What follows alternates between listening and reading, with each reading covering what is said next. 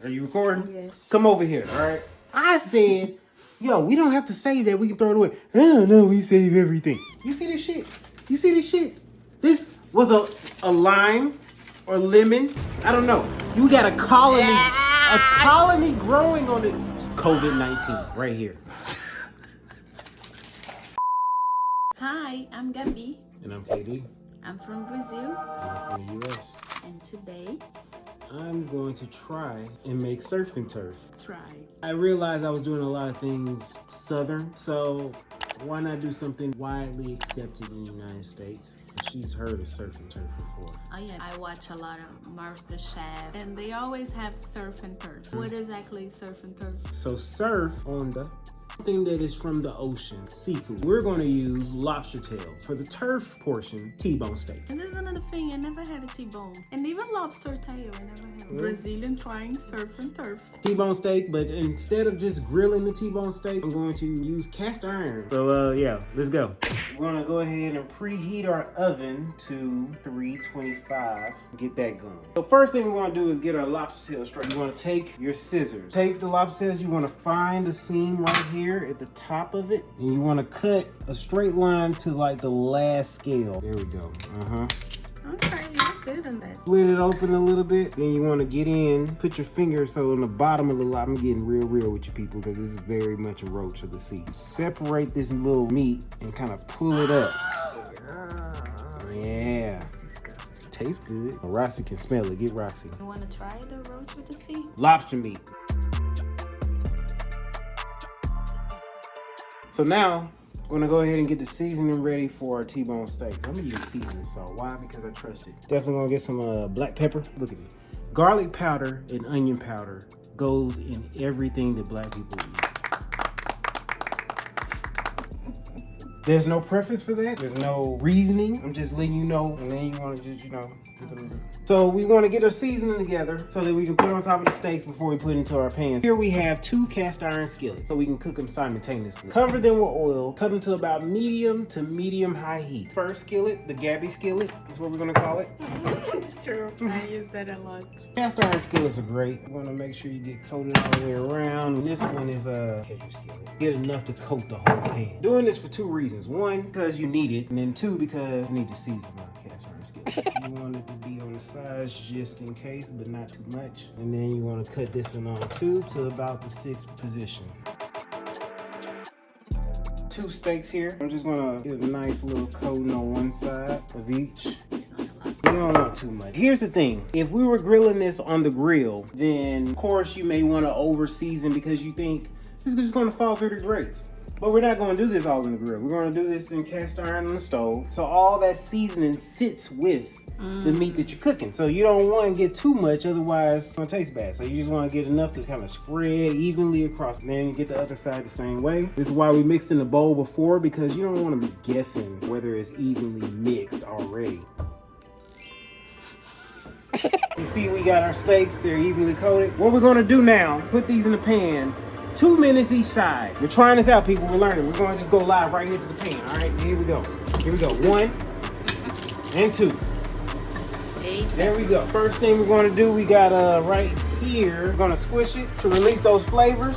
We're gonna take this, put 1 on each side. So boom, boom, boom, boom. You're gonna want about a half a teaspoon on each side of the steak, all right? Don't skimp on the amount of butter. You want to cut the heat down a little bit. Last part, you want to throw some seasoning. So we got some rosemary. I'm gonna put 1 rosemary each side. Put it on the side because you want it to mix in with the butter and everything. But eventually we're gonna drip. We need more butter, people. We need more butter. It's been about 2 minutes. We're gonna go ahead and flip this over. So after 2 minutes on the other side, we're gonna put it into the oven at 325, like we said before. All right. Pan will just sear it, cook it really inside the oven. In there. How long? Inside the oven, you're gonna put it about 7 minutes. So now, lobster tails. So now we're gonna season our lobster tails. It doesn't take much seasoning. We're gonna get some regular salt going on this thing. Get it seasoned like you want. Pepper, salt and pepper does go on everything. Hit it with some garlic powder. You don't want too much, you just want enough to give it a little flavor. And then we have onion powder. I'll give it a little, not too much. More garlic powder than onion powder. That's like ancient Chinese secret. Lastly, Old Bay. Old Bay goes on most anything seafood. You can never go wrong with Old Bay. They should make some Old Bay seasoning chips. Maybe. I'm not sure. Now that we have our dry seasoning on there, you want to take more butter. Probably take about 2 tablespoons of butter, all right? Put it in the microwave safe bowl. Hit it with about 15 seconds, all right? While that's doing that, you want to take a lemon, cut it in half.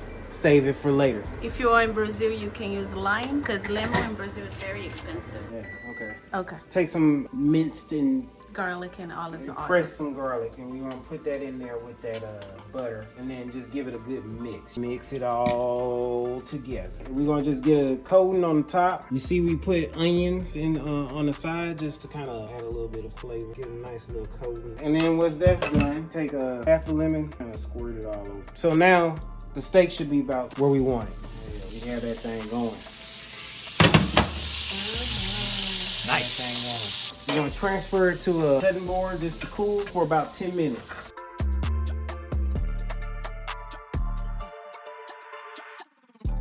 We wanna cut up our oven to 425 to get ready for the lobster tails. So even though we moved our steak to the cutting board, we wanna save all the good flavor that we had with the butter and garlic and thyme because we're gonna pour that on later. We also made some rice to go with it, so I think it'd be a good seasoning to go on top instead of, putting salt and pepper on top of your rice. So once your oven has gotten to temperature, you just take your lobster tails, sit them in there. It can be anywhere from 8 to like 13, 15 minutes because these are smaller size. We're gonna do from 8 to 10 minutes. We're gonna judge and assess accordingly, but 8 to 10 minutes. So now it's been in there about 10 to 12 minutes. Pull it out. Lobster. Nice. That's good. So now we're gonna plate everything and then Eat. sing. Yes. I'm ready for that. Yeah, you're always ready for that. The wife I married. Remember I told you about the oil and butter from the pan? I took that and poured it back over the steak and my rice too, because that's the way I like it. Gabby, on the other hand, didn't want to get a heart attack, so she opted just to put a little bit on top of the steak and the lobster tail, and that's fine. Okay, so we have our food. We're gonna try a little bit of each and then let you know what we think. Let's see. First the turf. Tá bom? I like it. What you think? The flavor is really good. It's the first time that I've tried to sear it first and then put it into the oven. To Gabby's point, she made a point earlier. I probably could have seared it a little bit less. Again, we were learning together, people. Could have seared it a little bit less because it's not necessarily medium rare. I like medium rare. Me too. And so this is more medium, but it's good. But it's not too thick. It's not too thick, and then the flavor, it's not, the cut of meat was not thick. That's probably why it cooked a little bit more, but I think it's still good. I never had that before, okay? She's never had lobster tail before, so we're gonna see how it goes.